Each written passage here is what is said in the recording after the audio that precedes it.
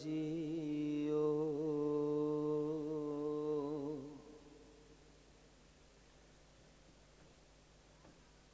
जेता समुंद सागर नीर भरिया,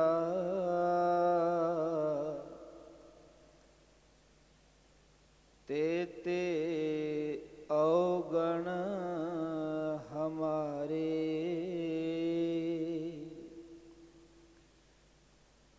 दया कर हो किछ मेहर उपाव हो। डूब दे पत्थर तारे।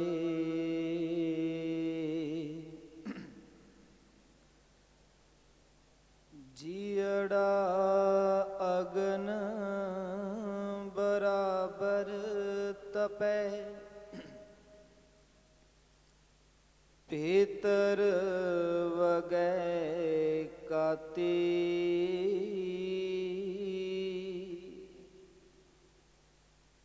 प्रणवत नानक हुक्म पछाणै।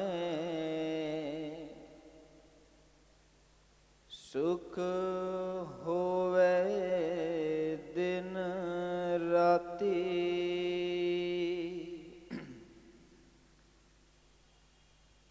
प्रणवत नानक हुक्म पछाणै। सुख होवे दिन राती।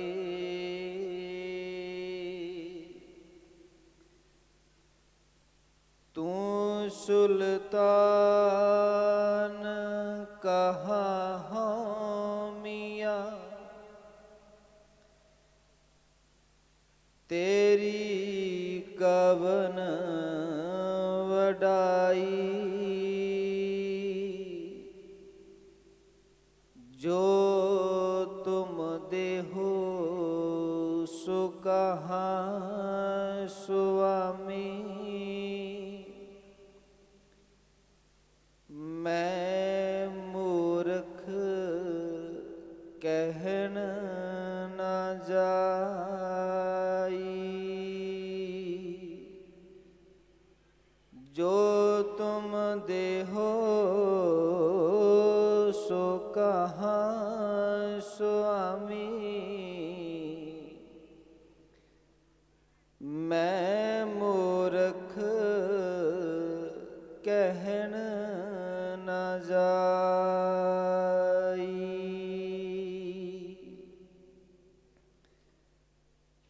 धन वाहे गुरु साहिब जियो।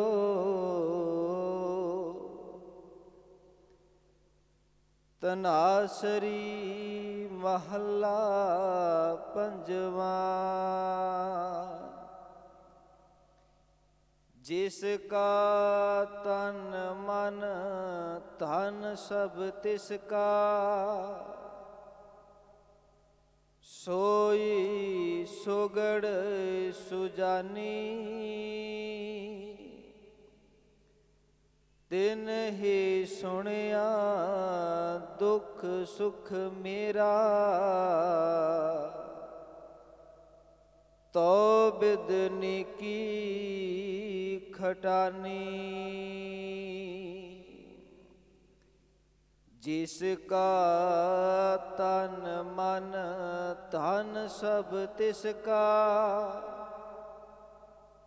सोई सुगड़ सुजानी। तिन ही सुनिया दुख सुख मेरा, तो बिदनी की खटानी। जी की एक ही पहमानी, ਅਵਰ ਜਤਨ ਕਰ ਰਹੇ ਬਹੁ ਤੇਰੇ, ਤਿਨ ਤਿਲ ਨਹੀਂ ਕੀਮਤ ਜਾਨੀ ਰਹਾਓ। ਅੰਮ੍ਰਿਤ ਨਾਮ ਨਿਰਮੋਲਕ ਹੀਰਾ, ਗੁਰ ਦੀਨੋ ਮੰਤਾਨੀ। ਡਿਗੈ ਨਾ ਡੋਲੇ ਦ੍ਰਿੜ ਕਰ ਰਹਿਓ, ਪੂਰਨ ਹੋਏ ਤ੍ਰਿਪਤਾਨੀ। ओए जो बीच हम तुम कछ होते, तिन की बात बिलानी। अलंकार मिल थैली होई है, ताते कनक वखानी। प्रगट्यो जोत सहज सुख शोभा, बाजे अनहत बानी। कहो नानक निहचल कर बाध्यो, गुर कियो बंदानी। प्रगट्यो जोत सहज सुख शोभा, बाजे अनहत बानी। कहो नानक निहचल कर बाध्यो, गुर कियो बंदानी। वाहिगुरु जी का खालसा, वाहिगुरु जी की फतेह। दीन दुनिया दे मालक,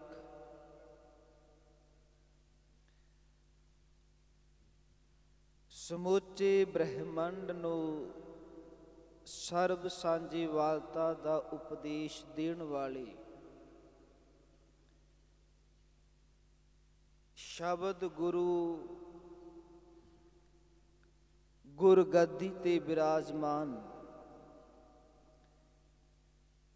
ਸਾਹਿਬ ਸਤਿਗੁਰੂ ਧੰਨ ਸ਼੍ਰੀ ਗੁਰੂ ਗ੍ਰੰਥ ਸਾਹਿਬ ਸੱਚੇ ਪਾਤਸ਼ਾਹ ਜੀ,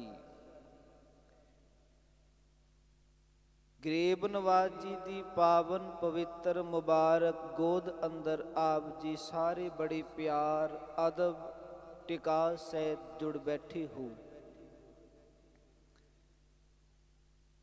27ਵੇਂ ਅਦੁੱਤੀ ਗੁਰਮਤਿ ਸੰਗੀਤ ਸੰਮੇਲਨ ਦੇ ਅੰਦਰ ਆਪ ਜੀ ਨੇ ਅੰਮ੍ਰਿਤ ਵੇਲੇ ਸਤਿਕਾਰਯੋਗ ਭਾਈ ਸਾਹਿਬ ਕਮਲਜੀਤ ਸਿੰਘ ਜੀ ਹਜ਼ੂਰੀ ਰਾਗੀ ਸੱਚਖੰਡ ਸ਼੍ਰੀ ਦਰਬਾਰ ਸਾਹਿਬ ਅੰਮ੍ਰਿਤਸਰ ਵਾਲੇ, ਤਿਨਾਂ ਤੋਂ ਆਪ ਜੀ ਨੇ ਆਸਾ ਪੂਰਨ ਯੋਗ ਧੰਨ ਗੁਰੂ ਨਾਨਕ ਸੱਚੇ ਪਾਤਸ਼ਾਹ ਜੀ ਦੀ ਮੁਬਾਰਕ ਰਸਨਾ ਚੋਂ ਉਚਾਰਨ ਆਸਾ ਜੀ ਕੀ ਵਾਰ ਉਸ ਦਾ ਆਪ ਜੀ ਨੇ ਕੀਰਤਨ ਸ਼ਰਵਣ ਕੀਤਾ ਹੈ। ਤੇ ਸਤਿਗੁਰਾਂ ਨੇ ਜਿੱਥੇ ਰਹਿਮਤ ਕੀਤੀ, ਜੋ ਅੱਜ ਅੰਮ੍ਰਿਤ ਵੇਲੇ ਪਾਵਨ ਹੁਕਮਨਾਮੇ ਦੀ ਬਖਸ਼ਿਸ਼ ਕੀਤੀ, ਉਸ ਦਾ ਪਾਠ ਆਪ ਜੀ ਨੇ ਫਿਰ ਦੁਬਾਰਾ ਸ਼ਰਵਣ ਕੀਤਾ। ਸਤਿਗੁਰੂ ਜੀ ਰਹਿਮਤ ਕਰਨ, ਜੋ ਫਰਮਾਨ ਅੱਜ ਅੰਮ੍ਰਿਤ ਵੇਲੇ ਪਾਤਸ਼ਾਹ ਨੇ ਸਾਨੂੰ ਜਾਰੀ ਕੀਤਾ ਹੈ, ਸਾਡੀ ਝੋਲੀ ਵਿੱਚ ਇਹ ਹੁਕਮ ਪਾਇਆ ਹੈ। ਸਤਿਗੁਰ ਨੇ ਇਸ ਹੁਕਮ ਅੰਦਰ ਇਸ ਅੰਮ੍ਰਿਤ ਬਚਨ ਦੇ ਅੰਦਰ ਇਸ ਮਨੁੱਖ ਜੀਵ ਨੂੰ ਆਖਰ ਕੀ ਸੁਨੇਹਾ ਦਿੱਤਾ ਹੈ? ਮੇਰੇ ਪਾਤਸ਼ਾਹ ਕੀ ਸਮਝਾਉਣਾ ਚਾਹੁੰਦੇ ਨੇ? ਵਿਚਾਰ ਦੀ ਆਰੰਭਤਾ ਕਰਨ ਤੋਂ ਪਹਿਲਾਂ ਇੱਕ ਮੈਂ ਛੋਟੀ ਜਿਹੀ ਬੇਨਤੀ ਆਪ ਜੀ ਸਮੂਹ ਸੰਗਤ ਦੇ ਚਰਨਾਂ ਵਿੱਚ ਕਰ ਜਾਵਾਂ। ਸਤਿਗੁਰ ਜਦੋਂ ਕੋਈ ਹੁਕਮ ਜਾਰੀ ਕਰਦੇ ਨੇ, ਕੋਈ ਫਰਮਾਨ ਬਖਸ਼ਦੇ ਨੇ, ਉਹਦਾ ਮਤਲਬ ਇਹ ਨਹੀਂ ਹੋਇਆ ਕਰਦਾ ਵੀ ਅਸੀਂ ਗੁਰੂ ਘਰ ਆਏ ਬਾਹਰ ਜਿੱਥੇ ਹੁਕਮਨਾਮਾ ਲਿਖਿਆ ਹੈ ਅਸੀਂ ਉਹ ਸ਼ਬਦ ਪੜ੍ਹਿਆ ਜਾਂ ਭਾਈ ਸਾਹਿਬ ਹੋਰਾਂ ਪਾਸੋਂ ਅਸੀਂ ਹੁਕਮਨਾਮਾ ਸੁਣ ਲਿਆ, ਵਾਪਸ ਆਪਣੇ ਘਰਾਂ ਨੂੰ ਪਰਤ ਗਏ। ਪਰ ਸਾਨੂੰ ਕੋਈ ਚੇਤਾ ਹੀ ਨਹੀਂ ਰਿਹਾ ਵੀ ਅੱਜ ਪਾਤਸ਼ਾਹ ਜੀ ਨੇ ਹੁਕਮ ਕਿਹੜਾ ਬਖਸ਼ਿਸ਼ ਕੀਤਾ ਸੀ। ਜਦੋਂ ਕੋਈ ਬਾਦਸ਼ਾਹ ਆਪਣੀ ਪ੍ਰਜਾ ਨੂੰ ਹੁਕਮ ਜਾਰੀ ਕਰਦਾ ਹੈ ਤੇ ਜੇ ਕੋਈ ਉਸ ਦੇ ਰਾਜ ਵਿੱਚ ਰਹਿਣ ਵਾਲਾ ਕੋਈ ਬਾਸ਼ਿੰਦਾ ਉਸ ਬਾਦਸ਼ਾਹ ਦੇ ਹੁਕਮ ਨੂੰ ਪ੍ਰਵਾਨ ਨਹੀਂ ਕਰਦਾ, ਉਸ ਦੇ ਹੁਕਮ ਤੇ ਫੁੱਲ ਚੜਾ ਕੇ ਖੇੜੇ ਮੱਥੇ ਮਨਜ਼ੂਰ ਨਹੀਂ ਕਰਦਾ, ਤੇ ਇਹ ਸੋਚਿਆ ਜਾਂਦਾ ਸੀ ਵੀ ਇਹ ਬਾਦਸ਼ਾਹ ਦਾ ਬਾਗੀ ਹੈ, ਇਹਨੇ ਤੇ ਬਾਦਸ਼ਾਹ ਦਾ ਸ਼ਹਿਨਸ਼ਾਹ ਦਾ ਹੁਕਮ ਹੀ ਨਹੀਂ ਮੰਨਿਆ। ਤੇ ਸਾਧ ਸੰਗਤ ਜੀ, ਸਾਡਾ ਬਾਦਸ਼ਾਹ ਪਾਤਸ਼ਾਹਾਂ ਦਾ ਪਾਤਸ਼ਾਹ ਹੈ, ਮਾਲਕ। ਤੇ ਅੱਜ ਮਾਲਕ ਨੇ ਜੋ ਸਾਨੂੰ ਹੁਕਮ ਜਾਰੀ ਕੀਤਾ ਹੈ ਤੇ ਫਿਰ ਇਹ ਸਾਡਾ ਵੀ ਫਰਜ਼ ਬਣ ਜਾਂਦਾ ਹੈ ਵੀ ਸਾਡੇ ਪਾਤਸ਼ਾਹ ਨੇ ਅੱਜ ਸਾਨੂੰ ਕੀ ਕਰਨ ਦੀ ਤਾਕੀਦ ਦਿੱਤੀ ਹੈ। ਆਓ ਸਤਿਗੁਰ ਨੇ ਜੋ ਬਚਨ ਅੱਜ ਹੁਕਮਨਾਮੇ ਦੇ ਰੂਪ ਅੰਦਰ ਪ੍ਰਦਾਨ ਕੀਤੇ ਨੇ, ਉਹਨਾਂ ਬਚਨਾਂ ਨੂੰ ਜਿੰਨੀ ਕੁ ਸਤਿਗੁਰੂ ਦੀ ਸੁਮਤ ਪ੍ਰਦਾਨ ਕਰਨਗੇ ਮੇਰੇ ਪਾਤਸ਼ਾਹ, ਉਨੀ ਕੁ ਸਤਿਗੁਰ ਦੀ ਰਹਿਮਤ ਨਾਲ ਆਪਾਂ ਰਲ ਮਿਲ ਕੇ ਵਿਚਾਰ ਦੀ ਸਾਂਝ ਪਾਵਾਂਗੇ। ਆਓ ਸਮੇਂ ਦੀ ਨਿਜਾਕਤ ਨੂੰ ਤੱਕੀਏ, ਕੋਈ ਰਸਨਾ ਬਾਂਝੀ ਨਾ ਰਹੇ। ਆਪ ਜੀ ਨੇ ਟਿਕਾ ਇਕਾਗਰਤਾ ਜ਼ਰੂਰ ਪ੍ਰਦਾਨ ਕਰਨੀ। ਆਓ ਵਿਚਾਰ ਦੀ ਆਰੰਭਤਾ ਕਰਨ ਤੋਂ ਪਹਿਲਾਂ ਗੁਰ ਚਰਨਾਂ ਪਾਸ ਲਵਾਓ ਹਾਜ਼ਰੀ, ਰਸਨਾ ਨੂੰ ਕਰੋ ਪਵਿੱਤਰ। ਬੜੇ ਪਿਆਰ ਤੇ ਅਦਬ ਸਹਿਤ ਆਖੋ ਜੀ ਸਤਨਾਮ ਸ਼੍ਰੀ ਵਾਹਿਗੁਰੂ ਸਾਹਿਬ ਜੀਓ। ਫੇਰ ਕਰੋ ਕਿਰਪਾ ਉਚਾਰਨ ਕਰੋ ਜੀ ਸਤਨਾਮ ਸ਼੍ਰੀ ਵਾਹਿਗੁਰੂ ਸਾਹਿਬ ਜੀਓ।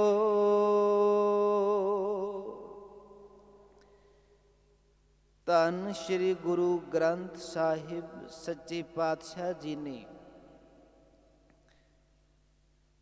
ਅੱਜ ਬਖਸ਼ਿਸ਼ ਕੀਤੀ। ਗਰੀਬ ਨਵਾਜ ਜੀ ਨੇ ਜੋ ਪਾਵਨ ਬਚਨ ਅੱਜ ਸਾਨੂੰ ਹੁਕਮ ਰੂਪ ਵਿੱਚ ਪ੍ਰਦਾਨ ਕੀਤੇ ਨੇ।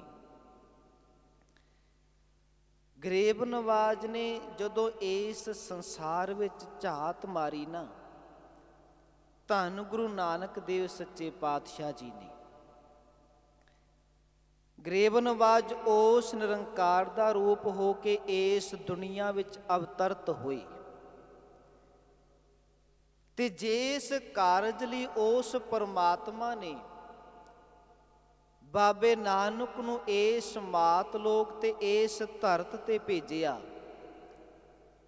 ਤੇ ਜਦੋਂ ਉਸ ਕਾਰਜ ਨੂੰ ਕਰਨ ਵਾਸਤੇ ਮੇਰੇ ਮਾਲਕ ਜੀ ਤੁਰੇ ਨਾ, ਗਰੀਬ ਨਵਾਜ ਕੀ ਵੇਖਦੇ ਨੇ? ਜਿਸ ਪਾਸੇ ਵੀ ਸਤਿਗੁਰੂ ਜੀ ਨੇ ਆਪਣੀ ਯਾਤਰਾ ਨੂੰ ਕੀਤਾ, ਸਤਿਗੁਰਾਂ ਨੇ 4 ਉਦਾਸੀਆਂ ਕੀਤੀਆਂ, ਸਭ ਨੂੰ ਪਤਾ ਹੈ। ਜਿੱਧਰ ਵੀ ਧੰਨ ਗੁਰੂ ਨਾਨਕ ਪਾਤਸ਼ਾਹ ਜੀ ਗਏ, ਹਜੂਰ ਵੇਖਦੇ ਨੇ ਹਰ ਇੱਕ ਮਨੁੱਖ ਕੋਈ ਨਾ ਕੋਈ ਕਾਰਜ, ਭਾਵੇਂ ਉਹ ਧਰਮ ਦੇ ਭਾਵੇਂ ਪਰਮਾਰਥ ਦੇ ਰਸਤੇ ਤੇ ਤੁਰਨ ਵਾਲਾ ਹੋਵੇ, ਕੁਝ ਨਾ ਕੁਝ ਤੇ ਕਰ ਰਿਹਾ ਹੈ।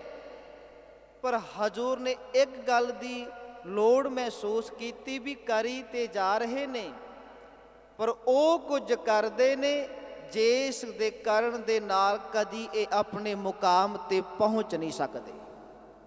ਕਰਦੇ ਤੇ ਨੇ, ਤੁਰੇ ਤੇ ਨੇ, ਪਰ ਜਿਹੜਾ ਰਸਤਾ ਇਹਨਾਂ ਨੇ ਚੁਣ ਲਿਆ ਹੈ, ਸਾਰੀ ਜ਼ਿੰਦਗੀ ਸਫ਼ਰ ਕਰਦੇ ਰਹਿਣਗੇ, ਕਦੀ ਇਹ ਰਸਤਾ ਉਹਨਾਂ ਨੂੰ ਉਹਨਾਂ ਦੀ ਮੰਜ਼ਿਲ ਤੇ ਨਹੀਂ ਪਹੁੰਚਾ ਸਕੇਗਾ। ਤੇ ਫਿਰ ਮੇਰੇ ਮਾਲਕ ਨੇ ਆਖਿਆ, ਇਹ ਦੁਨੀਆ ਵਾਲਿਓ ਆਓ, ਤੁਰੇ ਤੇ ਤੁਸੀਂ ਹੋ, ਪਰ ਜਿਹੜਾ ਰਸਤਾ ਤੁਸੀਂ ਚੁਣ ਲਿਆ ਇੰਜ ਕਹਿਣਾ ਪਵੇਗਾ ਤੁਸੀਂ ਕੁਰਾਹੇ ਪੈ ਗਏ ਹੋ। ਤੇ ਜਿਹੜਾ ਮਨੁੱਖ ਕੁਰਾਹੇ ਪੈ ਜਾਵੇ, ਸਾਧ ਸੰਗਤ ਜੀ ਆਪ ਜੀ ਸਾਰੇ ਜਾਣਦੇ ਹੋ, ਕੁਰਾਹੇ ਪਿਆ ਬੰਦਾ ਸਾਰੀ ਜ਼ਿੰਦਗੀ ਤੁਰਦਾ ਰਹੇਗਾ, ਮਸ਼ੱਕਤ ਕਰੇਗਾ, ਸਫ਼ਰ ਕਰੇਗਾ। ਕਹਿਣ ਲੱਗੇ ਸਫ਼ਰ ਕਰਦਾ ਕਰਦਾ ਥੱਕ ਜਾਏਗਾ, ਟੁੱਟ ਜਾਏਗਾ, ਪਰ ਕਦੀ ਉਹ ਆਪਣੀ ਮੰਜ਼ਿਲ ਤੇ ਨਹੀਂ ਪਹੁੰਚ ਸਕਦਾ। ਮੰਜ਼ਿਲ ਤੇ ਪਹੁੰਚਣ ਵਾਸਤੇ ਸਭ ਤੋਂ ਪਹਿਲੀ ਗੱਲ ਜ਼ਰੂਰੀ ਹੈ, ਸਾਨੂੰ ਉਸ ਮੰਜ਼ਿਲ ਤੇ ਅਪਣਾਉਣ ਵਾਲੇ ਰਸਤੇ ਦਾ ਬਿਲਕੁਲ ਯਕੀਨਨ ਤੌਰ ਤੇ ਪਤਾ ਹੋਏ ਵੀ ਹਾਂ ਰਸਤਾ ਸਿੱਧਾ ਰੱਬ ਦੇ ਘਰ ਲੈ ਜਾਏਗਾ। ਧੰਨ ਗੁਰੂ ਨਾਨਕ ਸੱਚੇ ਪਾਤਸ਼ਾਹ ਨੇ ਇਹੀ ਲੋੜ ਮਹਿਸੂਸ ਕੀਤੀ।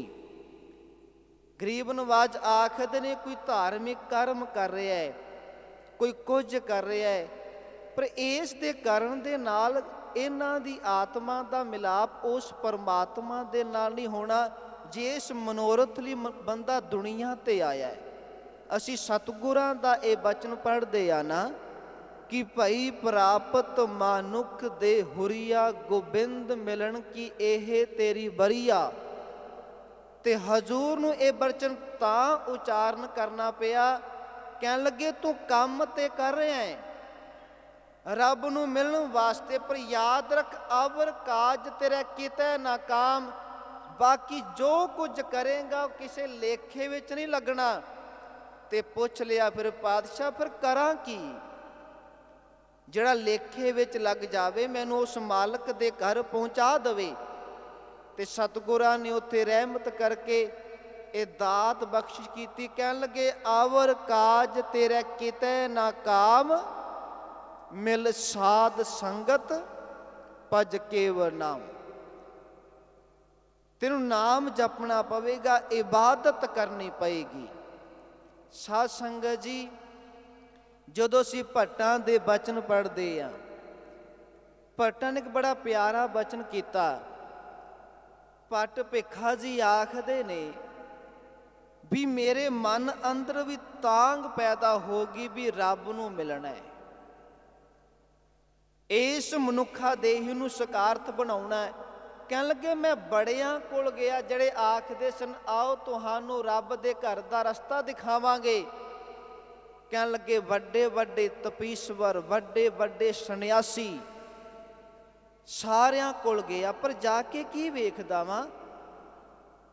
ਜੋ ਮੁੱਖ ਤੋਂ ਆਖਦੇ ਨੇ ਮਿੱਠੀਆਂ ਮਿੱਠੀਆਂ ਗੱਲਾਂ ਕਰਦੇ ਨੇ, ਵੱਡੀਆਂ ਵੱਡੀਆਂ ਦਲੀਲਾਂ ਦਿੰਦੇ ਨੇ। ਕਹਿਣ ਲੱਗੇ ਜਦੋਂ ਕੋਲ ਬੈਠ ਕੇ ਸੁਣਿਆ ਇੰਜ ਪ੍ਰਤੀਤ ਹੋਇਆ ਵੀ ਇਹ ਤੇ ਖਾਲੀ ਭਾਂਡਾ ਹੈ, ਇਹਦੀ ਆਵਾਜ਼ ਜ਼ਿਆਦਾ ਹੈ ਪਰ ਇਸ ਭਾਂਡੇ ਦੇ ਅੰਦਰ ਕੁਝ ਪਦਾਰਥ ਨਹੀਂ ਅਤੇ ਅੰਦਰੋਂ ਆਪ ਹੀ ਖਾਲੀ ਹੈ। ਹੁਣ ਜਿਹੜਾ ਬੰਦਾ ਆਪ ਅੰਦਰੋਂ ਖਾਲੀ ਹੈ, ਭਲਾ ਇਹ ਤੁਸੀਂ ਸੋਚੋ ਉਹ ਫਿਰ ਮਨੁੱਖ ਦੇ ਜੀਵਨ ਵਿੱਚ ਖੇੜਾ ਤੇ ਆਨੰਦ ਕਿਵੇਂ ਬਖਸ਼ ਸਕਦਾ ਹੈ? ਭੱਟ ਭਿੱਖਾ ਜੀ ਦੇ ਉੱਥੇ ਬਚਨ ਸਨ। ਕਹਿਣ ਲੱਗੇ ਰਹਿਓ ਸੰਤ ਹੋ ਟੋਲ, ਸਾਧ ਬੋ ਤੇਰੇ ਡਿੱਠੇ। ਮੈਂ ਲੱਭਣ ਦਾ ਯਤਨ ਕੀਤਾ ਵੀ ਰੱਬ ਦੇ ਘਰ ਦਾ ਰਸਤਾ ਦਿਖਾ ਦੇਵੇ। ਰਹਿਓ ਸੰਤ ਹੋ ਟੋਲ, ਸਾਧ ਬੋ ਤੇਰੇ ਡਿੱਠੇ। ਤੇ ਅੱਗੇ ਆਖ ਦਿੱਤਾ ਸੰਨਿਆਸੀ ਤਪੱਸੀਐ, ਮੁਖੋਂ ਇਹ ਪੰਡਿਤ ਮਿੱਠੇ। ਤੇ ਅੱਗੇ ਭੱਟ ਭਿੱਖਾ ਜੀ ਆਖਦੇ ਨੇ, ਕਹਿਣ ਲੱਗੇ ਬਰਸ ਏਕ ਹੋਂ ਫਿਰਿਓ, ਕਿਨੇ ਨੇ ਪਰਚੋ ਲਾਇਓ। 1 ਸਾਲ ਹੋ ਗਿਆ ਮੈਨੂੰ ਘੁੰਮਦਿਆਂ ਭਟਕਦਿਆਂ, ਪਰ ਕੋਈ ਐਸਾ ਨਹੀਂ ਮਿਲਿਆ ਜੋ ਰੱਬ ਦੀ ਇਬਾਦਤ ਕਰਨ ਵਾਲਾ ਮੈਨੂੰ ਨਜ਼ਰ ਆ ਜਾਵੇ। ਰਹਿਓ ਸੰਤ ਹੋ ਟੋਲ, ਸਾਧ ਬੋ ਤੇਰੇ ਡਿੱਠੇ। ਸੰਨਿਆਸੀ ਤਪੱਸੀਐ, ਮੁਖੋ ਇਹ ਪੰਡਿਤ ਮਿੱਠੇ।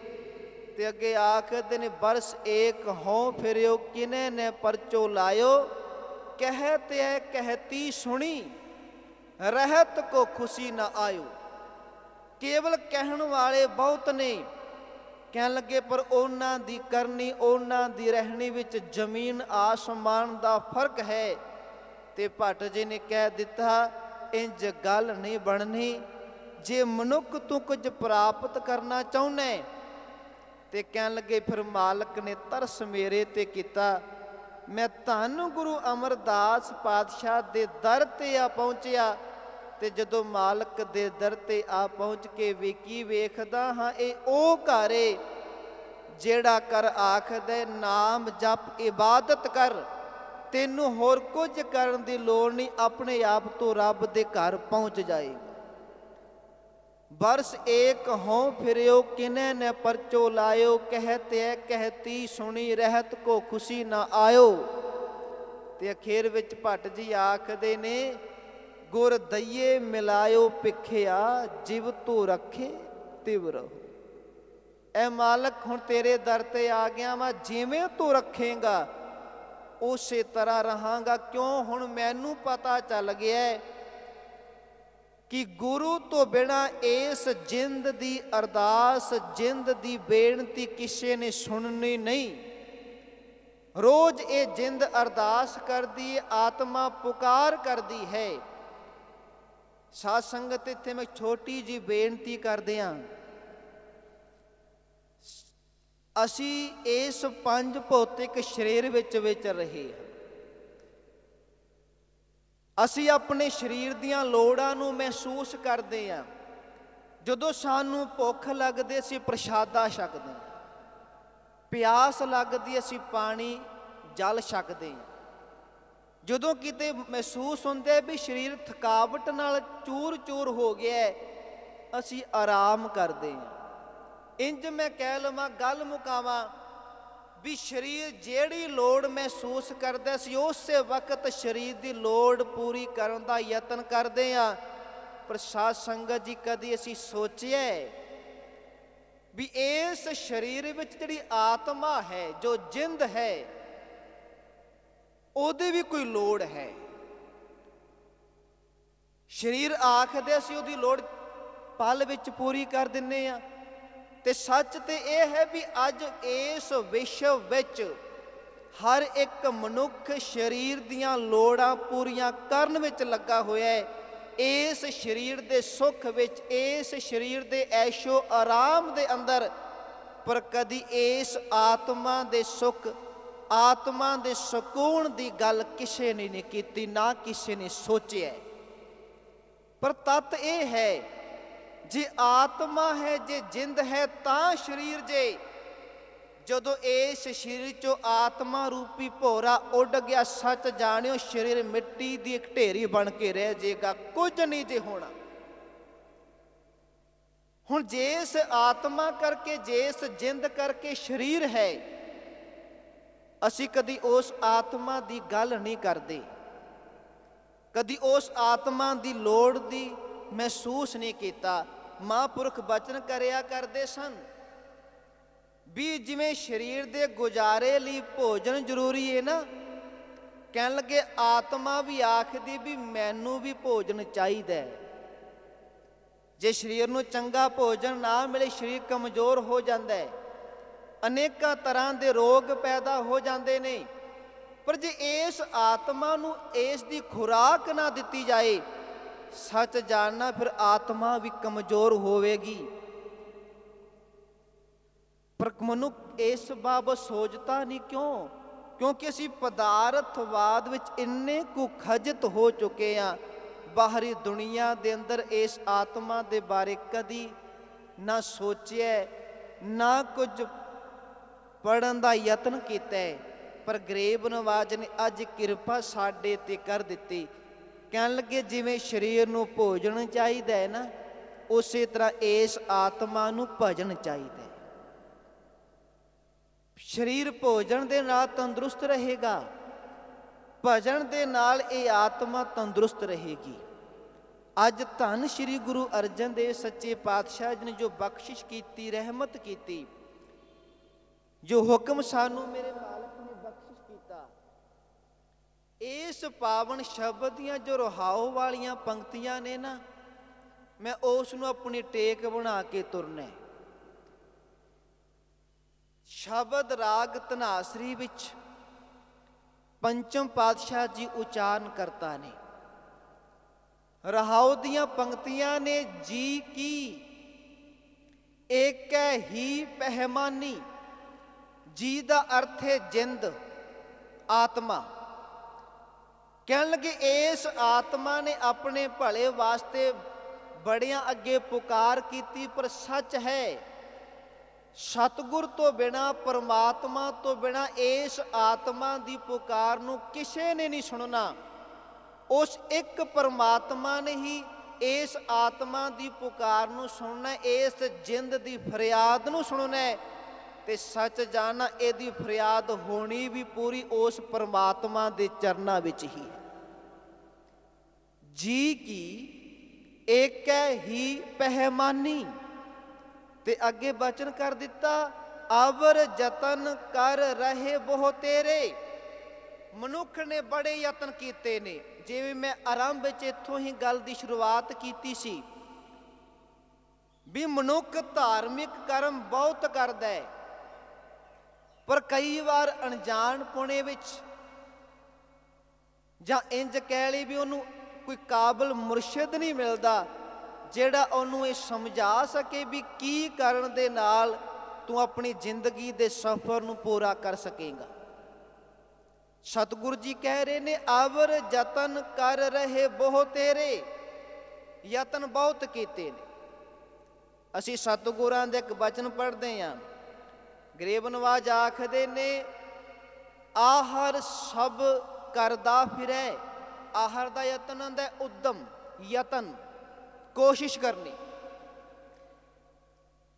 ਆਹਰ ਸਭ ਕਰਦਾ ਫਿਰੈ, ਆਹਰ ਇੱਕ ਨਾ ਹੋਏ। ਤੇ ਹਜ਼ੂਰ ਨੇ ਕਹਿ ਦਿੱਤਾ, ਨਾਨਕ ਜਿਤ ਆਹਰ ਜਗ ਉਧਰੈ।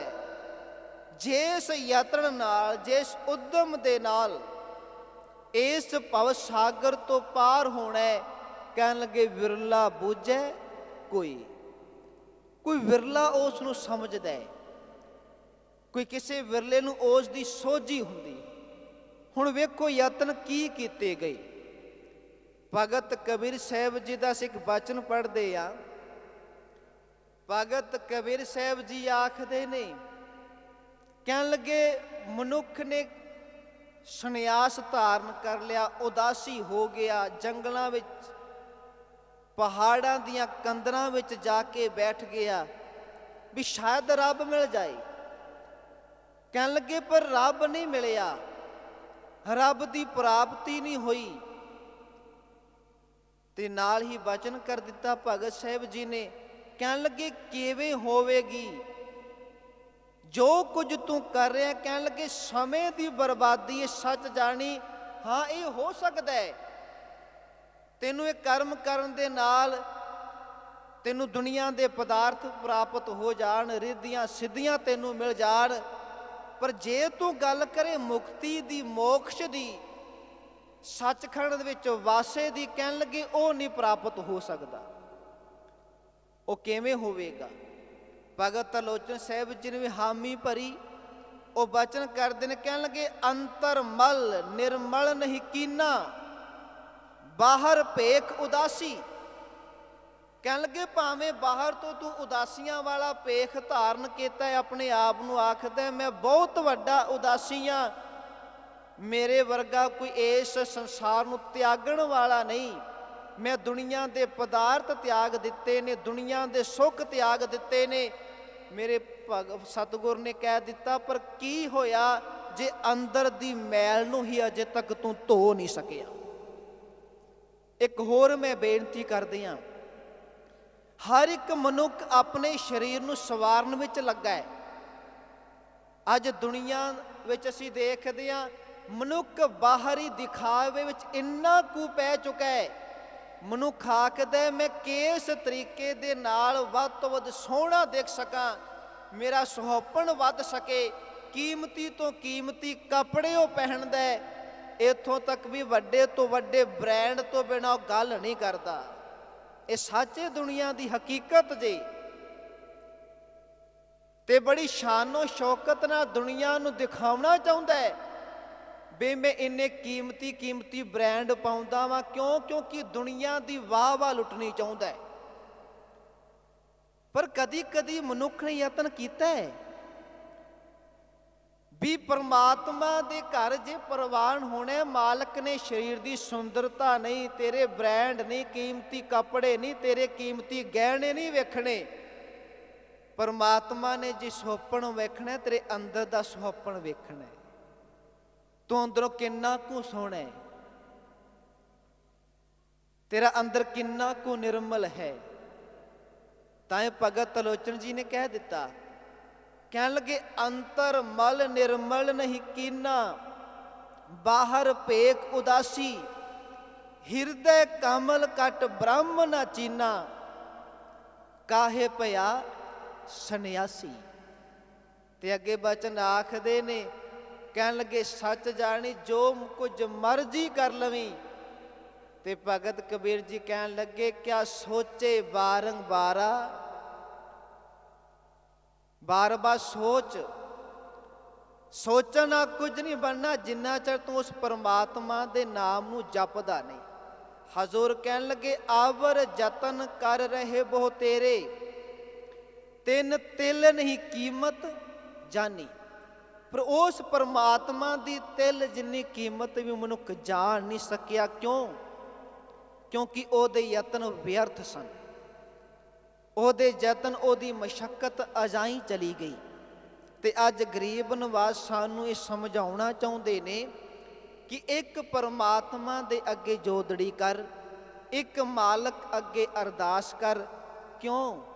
ਹਜ਼ੂਰ ਦੇ ਬਚਨ ਆਰੰਭਤਾ ਵਾਲੇ ਕਹਿਣ ਲੱਗੇ ਜਿਸ ਕਾ ਤਨ ਮਨ ਧਨ ਸਭ ਤਿਸ ਕਾ। ਜਿਸ ਮਾਲਕ ਨੇ ਤੈਨੂੰ ਇਹ ਸਰੀਰ ਦਿੱਤਾ, ਇਹ ਮਨ ਦੁਨੀਆ ਦੇ ਪਦਾਰਥ, ਐਸ਼ੋ ਆਰਾਮ ਦੀ ਜ਼ਿੰਦਗੀ, ਕਹਿਣ ਲੱਗੇ ਇਹ ਸਭ ਕੁਝ ਉਹ ਸੁਗੜ ਤੇ ਸੁਜਾਨ, ਸਭ ਨੂੰ ਸਿਆਣਪ ਦੇਣ ਵਾਲੇ ਪਰਮਾਤਮਾ ਦੀ ਦਾਤ ਹੈ। ਤੇ ਅੱਗੇ ਆਖਦੇ ਨੇ ਪਰਮਾਤਮਾ ਫਿਰ ਕੈਸਾ ਹੈ? ਇਕੱਲਾ ਇਸ ਪਰਮਾਤਮਾ ਤੈਨੂੰ ਤਨ ਦੇ ਕੇ ਪਾਸੇ ਨਹੀਂ ਹੋ ਗਿਆ, ਦੁਨੀਆ ਦੇ ਪਦਾਰਥ ਦੇ ਕੇ ਪਾਸੇ ਨਹੀਂ ਹੋ ਗਿਆ। ਜਦੋਂ ਤੇਰੀ ਜ਼ਿੰਦਗੀ ਅੰਦਰ ਦੁੱਖ ਆਏਗਾ, ਤਕਲੀਫ ਆਏਗੀ, ਕਹਿਣ ਲੱਗੇ ਅਰਦਾਸ ਕਰੀ, ਇਹ ਪਰਮਾਤਮਾ ਤੇਰੀ ਤਕਲੀਫ ਵੇਲੇ, ਦੁੱਖ ਵੇਲੇ ਅਰਦਾਸ ਵੀ ਸੁਣੇਗਾ। ਤਿਨ ਹੀ ਸੁਣਿਆ ਦੁੱਖ ਸੁਖ ਮੇਰਾ, ਤੋ ਬਿਦ ਨੀਕੀ ਖਟਾਨੀ। ਉਸ ਪਰਮਾਤਮਾ ਨੇ ਮੇਰਾ ਦੁੱਖ ਸੁਣਿਆ, ਸੁੱਖ ਸੁਣਿਆ, ਮੇਰੀ ਤਕਲੀਫ ਸੁਣੀ। ਤੇ ਉਸ ਪਰਮਾਤਮਾ ਨੇ ਉਹ ਕੁਝ ਕਰ ਦਿੱਤਾ ਜਿਹੜਾ ਕਦੀ ਮੈਂ ਆਪਣੀ ਜ਼ਿੰਦਗੀ ਦੇ ਅੰਦਰ ਸੁਪਨੇ ਵਿੱਚ ਵੀ ਨਹੀਂ ਸੋਚਿਆ। ਸਾਧ ਸੰਗਤ, ਸਾਡੀ ਦੁੱਖ ਵਿੱਚ, ਤਕਲੀਫ ਵਿੱਚ, ਕਸ਼ਟ ਵਿੱਚ ਅਸੀਂ ਆਪਣੇ ਗੁਰੂ ਅੱਗੇ ਅਰਦਾਸ ਕਰਦੇ, ਰੱਬ ਸਾਡੀ ਅਰਦਾਸ ਨੂੰ ਪ੍ਰਵਾਨ ਕਰਦਾ ਹੈ। ਪਰ ਇੱਕ ਮੈਂ ਜ਼ਰੂਰ ਸਾਧ ਸੰਗਤ ਜੀ ਬੇਨਤੀ ਕਰ ਦਿਆਂਗਾ, ਅਸੀਂ ਕਈ ਵਾਰ ਸੋਚਦੇ ਹਾਂ ਵੀ ਅਸੀਂ ਨੇ ਸੁਖਮਨੀ ਸਾਹਿਬ ਦੇ ਪਾਠ ਕੀਤੇ, ਜਪਜੀ ਸਾਹਿਬ ਦੇ ਪਾਠ ਕੀਤੇ, ਪਰ ਗੱਲ ਨਹੀਂ ਬਣੀ। ਰੋਜ਼ ਅੰਮ੍ਰਿਤ ਵੇਲੇ ਉੱਠ ਕੇ ਆ ਕੇ ਸੇਵਾ ਵੀ ਕਰਦੇ ਆ, ਜੋੜੇ ਵੀ ਝਾੜਦੇ ਆ, ਝਾੜੂ ਦੀ ਸੇਵਾ ਵੀ ਕਰਦੇ ਆ, ਕਿਉਂਕਿ ਸਾਡੇ ਮਨ ਵਿੱਚ ਸਹਿਜ ਸੁਭਾਏ ਸਵਾਲ ਖੜੇ ਹੋ ਜਾਂਦੇ ਨੇ। ਪਰ ਇਹ ਮੇਰੇ ਗਰੀਬ ਨਵਾਜ਼ ਨੇ ਸਾਨੂੰ ਸਮਝਾਇਆ। ਗਰੀਬ ਨਵਾਜ਼ ਕਹਿਣ ਲੱਗੇ ਜਿਸ ਪਰਮਾਤਮਾ ਨੇ ਤੇਰਾ ਦੁੱਖ ਸੁੱਖ ਸੁਣਨਾ ਹੈ ਨਾ, ਕਹਿਣ ਲੱਗੇ ਉਹ ਇੱਕ ਗੱਲ ਦੀ ਡਿਮਾਂਡ ਕਰਦਾ ਹੈ। ਆਪ ਜੀ ਸਾਰੇ ਪਿਆਰ ਵਾਲੇ ਬੈਠੇ ਹੋ, ਅਸੀਂ ਆਪਣੇ ਗੁਰੂ ਅੱਗੇ, ਸਾਡੇ ਚੋਂ ਐਸਾ ਕੋਈ ਨਹੀਂ ਹੋਣਾ ਇੱਥੇ ਜਿਹੜਾ ਕਦੀ ਸਤਿਗੁਰ ਦੇ ਅੱਗੇ ਅਰਦਾਸ ਨਾ ਕਰਦਾ ਹੋ। ਸਾਰੇ ਅਸੀਂ ਆਪਣੇ ਮਾਲਕ ਅੱਗੇ, ਸਤਿਗੁਰੂ ਅੱਗੇ ਬੇਨਤੀ ਕਰਦੇ ਹਾਂ, ਤੇ ਬੇਨਤੀ ਕਰਕੇ ਬਹੁਤ ਕੁਝ ਮੰਗਦੇ ਹਾਂ ਮਾਲਕ ਕੋਲੋਂ। ਪਰ ਇੱਕ ਮੈਂ ਬੇਨਤੀ ਕਰਦਿਆਂ ਸਾਧ ਸੰਗਤ, ਸਤਿਗੁਰੂ ਸਭ ਕੁਝ ਦਿੰਦੇ ਨੇ। ਅਸੀਂ ਬਚਨ ਪੜ੍ਹਦੇ ਹਾਂ ਵੀ ਸਾਚੇ ਸਾਹਿਬਾ ਕਿਆ ਨਾਹੀਂ ਕਰਤੇ ਰਹਿ, ਕਰਤਾ ਤੇਰਾ ਸਭ ਕਿਛ ਹੈ ਜਿਸ ਦੇਹੇ ਸੋ ਪਾਵੇ। ਜਾਂ ਅਸੀਂ ਬਚਨ ਪੜ੍ਹਦੇ ਹਾਂ ਵੀ ਜੋ ਮੰਗੇ ਠਾਕੁਰ ਆਪਣੇ ਤੇ ਸੋਈ ਸੋਈ ਦੇਵੈ, ਨਾਨਕ ਦਾਸ ਮੁਖ ਤੇ ਜੋ ਬੋਲੇ ਇਹਾਂ ਉਹਾਂ ਸੱਚ ਹੋਵੇ। ਸਭ ਕੁਝ ਮਿਲੇਗਾ। ਮੇਰੇ ਮਾਲਕ ਨੇ ਇੱਕ ਗੱਲ ਕਹਿ ਦਿੱਤੀ, ਕਹਿਣ ਲੱਗੇ ਕਦੀ ਵੀ ਆ ਕੇ ਅਰਦਾਸ ਕਰ, ਤੇਰੀ ਅਰਦਾਸ ਨੂੰ ਅਜ਼ਾ ਨਹੀਂ ਜਾਣ ਦੇਵਾਂਗਾ, ਸਭ ਕੁਝ ਦੇਵਾਂਗਾ, ਪਰ ਇੱਕ ਚੀਜ਼ ਤੈਨੂੰ ਮੈਨੂੰ ਵੀ ਦੇਣੀ ਪਏਗੀ। ਹੁਣ ਗੁਰੂ ਮੰਗਦਾ ਸਿੱਖ ਕੋਲੋਂ ਕੁਝ, ਸਾਡੇ ਮਨ ਅੰਦਰ ਸਵਾਲ ਆਏਗਾ ਵੀ ਜਿਹੜਾ ਦੁਨੀਆ ਨੂੰ ਦਾਤਾਂ ਦੇਣ ਵਾਲਾ ਹੈ, ਹਰ ਇੱਕ ਦੀਆਂ ਝੋਲੀਆਂ ਭਰਨ ਵਾਲਾ ਹੈ, 84 ਲੱਖ ਜੂਨਾਂ ਨੂੰ ਰਿਜ਼ਕ ਦੇਣ ਵਾਲਾ ਹੈ, ਉਹ ਪਰਮਾਤਮਾ ਆਖਦਾ ਵੀ ਮੈਨੂੰ ਤੇਰੇ ਕੋਲੋਂ ਕੁਝ ਚਾਹੀਦਾ, ਤੂੰ ਕੁਝ ਦੇ ਮੈਨੂੰ। ਸੋਚਾਂਗੇ ਵੀ ਭਲਾ ਬੰਦਾ ਰੱਬ ਨੂੰ ਕੀ ਦੇ ਸਕਦਾ ਹੈ, ਗੁਰੂ ਨੂੰ ਕੀ ਦੇ ਸਕਦਾ ਹੈ। ਸਿੱਖ ਨੇ ਅਰਦਾਸ ਕੀਤੀ ਹੱਥ ਜੋੜ ਕੇ, ਮਾਲਕ ਜੀ ਅਸੀਂ ਭਲਾ ਤੁਹਾਨੂੰ ਕੀ ਦੇ ਸਕਦੇ। ਤੇ ਗਰੀਬ ਨਵਾਜ ਨੇ ਬਚਨ ਕੀਤਾ, ਕਹਿਣ ਲੱਗੇ ਤੈਨੂੰ ਸਭ ਕੁਝ ਦੇ ਦਿਆਂਗਾ, ਬਸ ਇੱਕ ਚੀਜ਼ ਮੈਨੂੰ ਦੇ ਦੇ। ਇੱਕ ਚੀਜ਼। ਪਾਤਸ਼ਾਹ ਕੀ? ਹਜ਼ੂਰ ਕਹਿਣ ਲੱਗੇ ਇੱਕ ਤੇ ਆਪਣਾ ਆਪਾ ਮੈਨੂੰ ਅਰਪਣ ਕਰ ਦੇ। ਜਦੋਂ ਤੂੰ ਮੇਰਾ ਹੋ ਜਾਏਗਾ ਇਹ ਆਖ ਦੇਗਾ ਪਾਤਸ਼ਾਹ ਸਭ ਕੁਝ ਤੇਰਾ ਹੈ। ਜਦੋਂ ਤੇਰੇ ਅੰਦਰੋਂ ਇਹ ਆਪ ਹੂ ਸਹਿਜ ਸੁਭਾਏ ਬਚਨ ਨਿਕਲਣਗੇ ਅੰਦਰੋਂ, ਇਹ ਅਰਦਾਸ ਉੱਠੇਗੀ ਵੀ ਮੇਰਾ ਮੁਝ ਮੈਂ ਕਿਛ ਨਹੀਂ, ਜੋ ਕਿਛ ਹੈ ਸੋ ਤੇਰਾ, ਤੇਰਾ ਤੁਝ ਕੋ ਸੌਂਪ ਤੇ ਕਿਆ ਲਾਗੈ ਮੇਰਾ। ਜਦੋਂ ਇਹ ਆਖੇਗਾ ਪਾਤਸ਼ਾਹ ਸਭ ਕੁਝ ਤੇਰਾ ਹੈ, ਪਰ ਸਾਧ ਸੰਗਤ ਜੀ ਸਭ ਤੋਂ ਤਰਾਸਦੀ ਵੱਡੀ ਇਹ ਹੈ ਵੀ ਬੰਦੇ ਦੀ ਜ਼ਿੰਦਗੀ ਅੰਦਰ ਇੱਕ ਆਉਣਾ ਬੜਾ ਔਖਾ ਹੈ। ਕਿਉਂ? ਅਸੀਂ ਤੇ ਇੱਥੋਂ ਤੱਕ ਜੇ ਗੁਰੂ ਘਰ ਵਿੱਚ ਕੋਈ ਸੇਵਾ ਕਰੀਏ ਨਾ, ਤੇ ਜਿੰਨਾ ਚਿਰ ਤੱਕ ਉਹ ਸੇਵਾ ਦੀ ਸਟੇਜ ਤੋਂ ਅਨਾਉਂਸ ਨਹੀਂ ਨਾ ਹੁੰਦੀ ਵੀ ਫਲਾਣੇ ਨੇ ਇੰਨੀ ਸੇਵਾ ਕੀਤੀ, ਸਾਡੇ ਮਨ ਨੂੰ ਚੈਨ ਨਹੀਂ ਆਉਂਦਾ। ਅਸੀਂ ਫਿਰ ਕਈ ਵਾਰ ਥੱਲਿਓਂ ਪਰਚੀਆਂ ਲਿਖ ਕੇ ਭੇਜਦੇ ਹਾਂ ਵੀ ਭਾਈ ਸਾਹਿਬ ਜੀ ਸਾਡੀ ਅਨਾਉਂਸ ਕਰੋ, ਸੰਗਤ ਵਿੱਚ ਵੀ ਇੰਨੀ ਅਸੀਂ ਸੇਵਾ ਕੀਤੀ ਏ। ਉੱਥੇ ਵੀ ਅਜੇ ਮੈਂ ਹੈ। ਜਿਸ ਮਾਲਕ ਦਾ ਦਿੱਤਾ ਹੈ ਉਸੇ ਮਾਲਕ ਦੇ ਘਰ ਵਿੱਚ ਜੇ ਸੇਵਾ ਕਰਨੀ, ਫਿਰ ਵੀ ਬੰਦਾ ਉੱਥੇ ਵੀ ਸੋਚਦਾ ਵੀ ਇੱਥੇ ਮੇਰਾ ਲੇਬਲ ਲੱਗੇ ਵੀ ਮੈਂ ਸੇਵਾ ਕੀਤੀ ਏ। ਇੱਥੋਂ ਤੱਕ ਵੀ ਬੰਦਾ ਕਿਤੇ ਗੁਰੂ ਘਰ ਵਿੱਚ ਕੋਈ ਕਿਸੇ ਪੱਖੇ ਦੀ ਸੇਵਾ ਕਰੇ ਨਾ, ਤੇ ਜੇ ਕਿਤੇ ਗੁਰੂ ਘਰ ਦਾ ਪ੍ਰਬੰਧ ਕਰਨ ਵਾਲੇ ਉਸ ਸੱਜਣ ਦਾ ਪੱਖੇ ਤੇ ਨਾਮ ਲਿਖ ਦੇਣਾ ਛੋਟੇ ਅੱਖਰਾਂ ਵਿੱਚ, ਤੇ ਦੂਸਰੇ ਦਿਨ ਹੀ ਆ ਕੇ ਵੇਖ ਕੇ ਕਹਿੰਦਾ ਭਾਈ ਸਾਹਿਬ ਜੀ ਠੀਕ ਨਹੀਂ ਕੀਤਾ। ਪੁੱਛਦਾ ਵੀ ਕਿਉਂ ਨਹੀਂ ਠੀਕ ਕੀਤਾ, ਕੀ ਗਲਤੀ ਹੋ ਗਈ? ਕਹਿਣ ਲੱਗੇ ਜਿਹੜਾ ਪੱਖੇ ਤੇ ਨਾਮ ਲਿਖਿਆ ਛੋਟੇ ਅੱਖਰ ਨੇ, ਹੇਠਾਂ ਬੈਠਿਆ ਨਜ਼ਰ ਨਹੀਂ ਆਉਂਦਾ ਵੀ ਸੇਵਾ ਕਿੰਨੇ ਕੀਤੀ। ਫਿਰ ਤੁਸੀਂ ਸੋਚੋ ਜੇ ਬੰਦਾ ਗੁਰੂ ਘਰ ਵੀ ਅਜੇ ਵੀ ਆਪਣੀ ਮੈਂ ਦੀ ਪ੍ਰਧਾਨਤਾ ਰੱਖਦਾ ਹੈ ਵੀ ਮੈਂ ਕੁਝ ਕੀਤਾ ਹੈ, ਇਬਾਦਤ ਕਰਨ ਵਾਲੇ ਆਪਣਾ ਆਪਾ ਅਰਪਣ ਕਰਨ ਵਾਲੇ ਤੇ ਇਹ ਆਖਦੇ ਨੇ ਕਿ ਇਹ ਸਤਿਗੁਰੂ ਜੀ ਜੋ ਕੁਝ ਕੀਤਾ ਤੁਸੀਂ ਕੀਤਾ। ਭਗਤ ਕਬੀਰ ਸਾਹਿਬ ਜੀ ਵਰਗਿਆਂ ਨੇ ਕਹਿ ਦਿੱਤਾ, ਇਹ ਸਤਿਗੁਰੂ ਜੀ ਜੇ ਅੱਜ ਦੁਨੀਆ ਵਿੱਚ ਕਬੀਰ ਕਬੀਰ ਹੋ ਰਹੀ ਹੈ, ਲੋਕ ਕਬੀਰ ਦੇ ਚਰਨਾਂ ਵਿੱਚ ਸਿਜਦਾ ਕਰਦੇ ਨੇ, ਇਹ ਸਭ ਕੁਝ ਤੇ ਰਹਿਮਤ ਤੇ ਤੇਰੀ ਬਖਸ਼ਿਸ਼ ਏ। ਇਸ ਵਿੱਚ ਕਬੀਰ ਦੀ ਕੋਈ ਆਪਣੀ ਕਮਾਈ ਨਹੀਂ, ਇਹ ਤੇ ਤੇਰਾ ਤਰਸ ਹੈ। ਹਜ਼ੂਰ ਨੇ ਬਚਨ ਕੀਤਾ, ਕਹਿਣ ਲੱਗੇ ਸਭ ਕੁਝ ਦੇ, ਸਭ ਕੁਝ ਤੈਨੂੰ ਦੇ ਦਿਆਂਗਾ, ਇੱਕ ਚੀਜ਼ ਦੇ ਦੇ, ਇੱਕ ਤੇ ਆਪਣਾ ਆਪਾ ਅਰਪਣ ਕਰ ਦੇ, ਤੇਰੇ ਅੰਦਰੋਂ ਮੈਂ ਨਹੀਂ ਚਾਹੀਦੀ। ਬੁੱਲੇ ਸ਼ਾਹ ਦੇ ਮੁਰਸ਼ਿਦ ਹੋਏ ਨੇ ਅਨਾਇਤ ਸ਼ਾਹ। ਮੈਂ ਸੰਖੇਪ ਵਿੱਚ ਬੇਨਤੀ ਕਰਦੇ ਹਾਂ। ਬੁੱਲੇ ਸ਼ਾਹ ਨੇ ਆਖਿਆ, ਗੁਰੂ ਜੀ ਰੱਬ ਨੂੰ ਮਿਲਣਾ ਕਿਵੇਂ ਮਿਲੇਗਾ? ਅਨਾਇਤ ਸ਼ਾਹ ਨੇ ਆਖਿਆ, ਬੁੱਲਿਆ ਰੱਬ ਨੂੰ ਮਿਲਣਾ ਚਾਹੁੰਦਾ, ਖਜੂਰ ਤੇ ਚੜ ਜਾ। ਬੁੱਲਾ ਸ਼ਾਹ ਸੋਚਦੇ ਵੀ ਰੱਬ ਨੂੰ ਮਿਲਣਾ, ਖਜੂਰ ਤੇ ਚੜ੍ਹਨਾ, ਸੰਬੰਧ ਕੀ ਆਪਸ ਵਿੱਚ?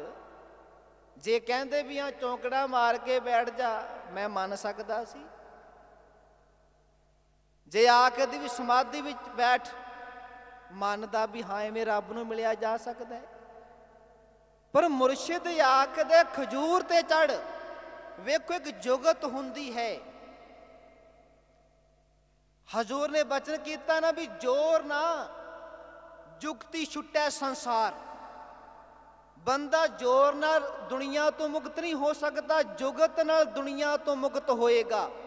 ਜੁਗਤ ਨਾਲ ਭਵ ਸਾਗਰ ਤੋਂ ਪਾਰ ਹੋ ਸਕੇਗਾ। ਸੰਤ ਸਾਧੂ ਗੁਰਮੁਖ ਵੀ ਜੁਗਤ ਹੀ ਦੱਸਦੇ ਨੇ। ਅਨਾਇਤ ਸ਼ਾਹ ਨੇ ਆਖਿਆ, ਬੋਲਿਆ ਖਜੂਰ ਤੇ ਚੜੇ। ਸਾਨੂੰ ਪਤਾ ਹੈ ਵੀ ਖਜੂਰ ਤੇ ਚੜਨਾ ਬੜਾ ਔਖਾ ਹੈ। ਬੁੱਲੇ ਸ਼ਾਹ ਨੇ 7 ਬਚਨ ਆ ਕੇ ਚੜਨਾ ਕੀਤਾ ਜੀ। ਜੋ ਥੋੜਾ ਜਿਹਾ ਉੱਪਰ ਕਹਿ ਕੇ ਦਮ ਜ਼ਮੀਨ ਤੇ ਡਿੱਗਾ। ਬੁੱਲੇ ਸ਼ਾਹ ਨੇ ਆਖਿਆ, ਅਨਾਇਤ ਸ਼ਾਹ ਜੀ ਚੜਿਆ ਨਹੀਂ ਜਾਂਦਾ। ਕਹਿਣ ਲੱਗੇ ਨਹੀਂ ਰੱਬ ਨੂੰ ਮਿਲਣਾ ਹੀ, ਚੜ ਉੱਪਰ।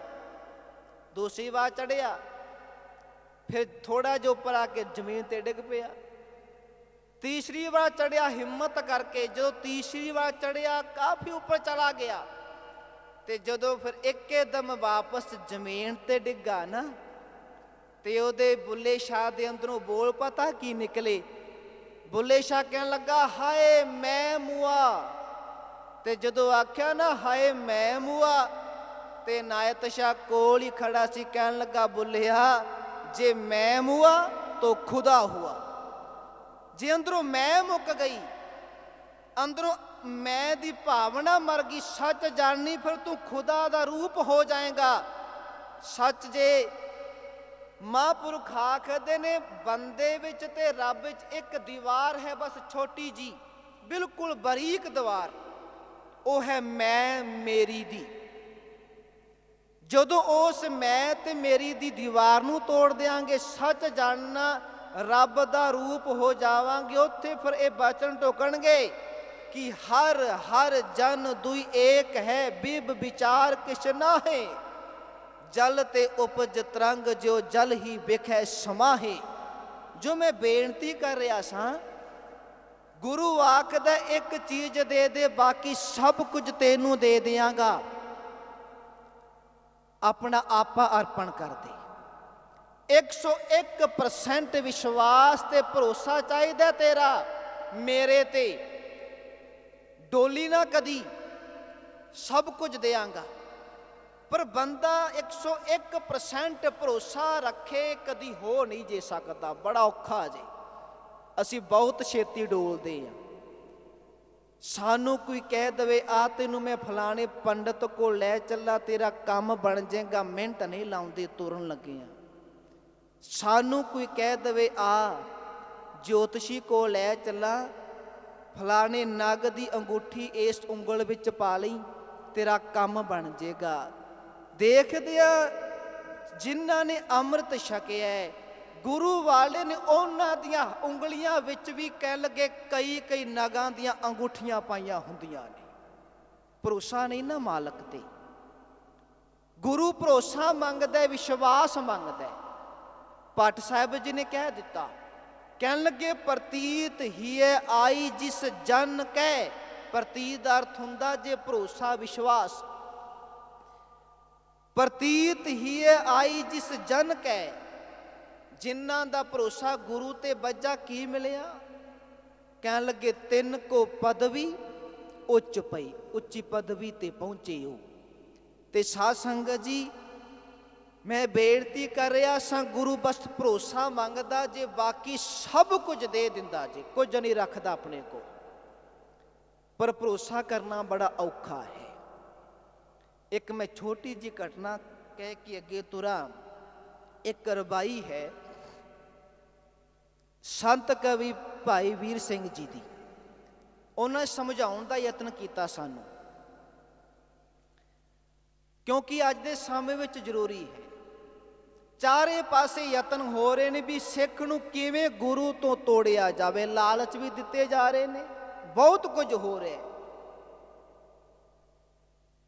ਤੁਸੀਂ ਦੇਖੋ, ਲਾਲਚ ਦਿੱਤੇ ਜਾ ਰਹੇ ਨੇ ਵੀ ਆ ਸਾਡੇ ਧਰਮ ਵਿੱਚ ਆ ਜਾ, ਤੈਨੂੰ ਨੌਕਰੀ ਵੀ ਦੇਵਾਂਗੇ, ਤੇਰਾ ਵਿਆਹ ਵੀ ਕਰਵਾਵਾਂਗੇ, ਤੈਨੂੰ ਮਕਾਨ ਵੀ ਦੇਵਾਂਗੇ, ਤੇਰੇ ਬੱਚਿਆਂ ਨੂੰ ਪੜ੍ਹਾਵਾਂਗੇ ਵੀ, ਤੇਰਾ ਮੈਡੀਕਲ ਵੀ ਫ੍ਰੀ ਕਰਾਵਾਂਗੇ, ਸਭ ਕੁਝ ਦੇਵਾਂਗੇ।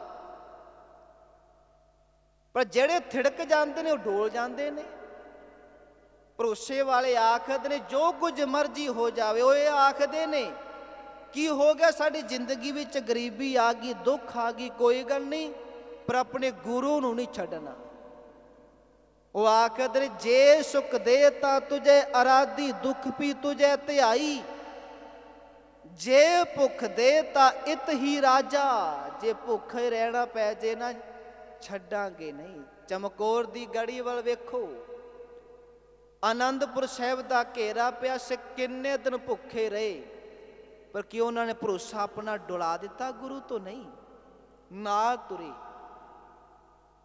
ਤੇ ਗੁਰੂ ਨੇ ਫਿਰ ਬਖਸ਼ਿਸ਼ਾਂ ਵੀ ਰਹਿਮਤਾਂ ਵੀ ਕੀਤੀਆਂ, ਬੜੀਆਂ ਬਖਸ਼ਿਸ਼ਾਂ ਨਾਲ ਨਿਵਾਜਿਆ। ਕਿਉਂਕਿ ਗੁਰੂ ਬਸ ਭਰੋਸਾ ਮੰਗਦਾ, ਹੋਰ ਕੁਝ ਨਹੀਂ, ਵਿਸ਼ਵਾਸ ਮੰਗਦਾ। ਸਾਧ ਸੰਗਤ ਜੀ, ਵੀਰ ਸਿੰਘ ਜੀ ਆਖਦੇ, ਇੱਕ ਦਿਨ ਨਾ ਮੈਂ ਇੱਕ ਬਗੀਚੇ ਚੋਂ ਲੰਘ ਰਿਹਾ ਸਾਂ। ਸ਼ਾਇਦ ਤੁਸੀਂ ਘਟਨਾ ਸੁਣੀ ਹੋਵੇ ਪਹਿਲੀ ਵਾਰ, ਮੈਂ ਸੰਖੇਪ ਵਿੱਚ ਹੀ ਬੇਨਤੀ ਕਰਨੀ ਹੈ। ਬੜੇ ਸੋਹਣੇ ਸੋਹਣੇ ਫੁੱਲ ਖਿੜੇ ਸਨ, ਵੱਖ ਵੱਖ ਤਰ੍ਹਾਂ ਦੇ। ਕੀ ਵੇਖਦਾ ਵਾਂ, ਇੱਕ ਭੰਵਰਾ ਉਸ ਬਗੀਚੇ ਵਿੱਚ ਗੂੰਜਾਂ ਪਾ ਰਿਹਾ ਹੈ। ਉਹ ਕਦੀ ਗੁਲਾਬ ਤੇ ਬੈਠਦਾ, ਕਦੀ ਗੈਂਦੇ ਤੇ ਬੈਠਦਾ, ਕਦੀ ਚਮੇਲੀ ਦੇ ਫੁੱਲ ਤੇ ਬੈਠਦਾ। ਸਾਰੇ ਫੁੱਲਾਂ ਤੇ ਬੈਠਿਆ, ਰਸ ਚੂਸਿਆ, ਸੁਗੰਧੀ ਲਈ। ਉਸੇ ਫੁਲਵਾੜੀ ਵਿੱਚ ਇੱਕ ਫੁੱਲ ਹੈ ਚੰਪਾ ਦਾ। ਉਹ ਸਾਰੇ ਫੁੱਲਾਂ ਤੇ ਬੈਠ ਕੇ ਜੋ ਚੰਪਾ ਦੇ ਫੁੱਲ ਤੇ ਬੈਠਣ ਦਾ ਯਤਨ ਕਰਦਾ ਨਾ, ਕਹਿਣ ਲੱਗੇ ਉੱਪਰ ਮੰਡਰਾਉਂਦਾ ਹੈ, ਪਰ ਬੈਠਦਾ ਨਹੀਂ। ਇੰਜ ਪ੍ਰਤੀਤ ਹੁੰਦਾ ਵੀ ਜਿਵੇਂ ਬੈਠਣਾ ਚਾਹੇ, ਪਰ ਬੈਠ ਨਹੀਂ ਰਿਹਾ। ਭਾਈ ਸਾਹਿਬ ਜੀ ਕਹਿਣ ਲੱਗੇ ਵੀ ਮੈਂ ਵੇਖਦਾ ਰਿਹਾ ਕਾਫੀ ਸਮਾਂ, ਸਾਰੇ ਫੁੱਲਾਂ ਤੇ ਬੈਠਾ, ਪਰ ਚੰਪਾ ਦੇ ਫੁੱਲ ਤੇ ਨਹੀਂ ਬੈਠਾ ਭੰਵਰਾ। ਕਹਿਣ ਲੱਗੇ ਮੈਂ ਪੁੱਛ ਹੀ ਲਿਆ ਫਿਰ ਵੀ ਤੂੰ ਮੈਂ ਸਵਾਲ ਕੀਤਾ ਉਸ ਫੁੱਲ ਨੂੰ ਵੀ ਇਹ ਭੰਵਰਾ ਤੇਰੇ ਤੇ ਕਿਉਂ ਨਹੀਂ ਬੈਠਦਾ? ਤੇਰੇ 'ਚ ਕੋਈ ਕਮੀ ਹੈ, ਜਾਂ ਤੇਰੇ ਵਿੱਚ ਰਸ ਨਹੀਂ, ਸੁਗੰਧੀ ਨਹੀਂ, ਖੁਸ਼ਬੂ ਨਹੀਂ, ਵੀ ਤਾਂ ਨਹੀਂ ਤੇਰੇ ਤੇ ਬੈਠਦਾ? ਕਿਉਂਕਿ ਭੰਵਰੇ ਨੇ ਖੁਸ਼ਬੂ ਲੈਣੀ ਹੁੰਦੀ ਹੈ, ਰਸ ਲੈਣਾ ਹੁੰਦਾ, ਹੋਰ ਤੈਨੂੰ ਕੋਈ ਕੰਮ ਨਹੀਂ। ਤੇ ਚੰਪਾ ਦੇ ਫੁੱਲ ਨੇ ਜਵਾਬ ਪਤਾ ਕੀ ਦਿੱਤਾ?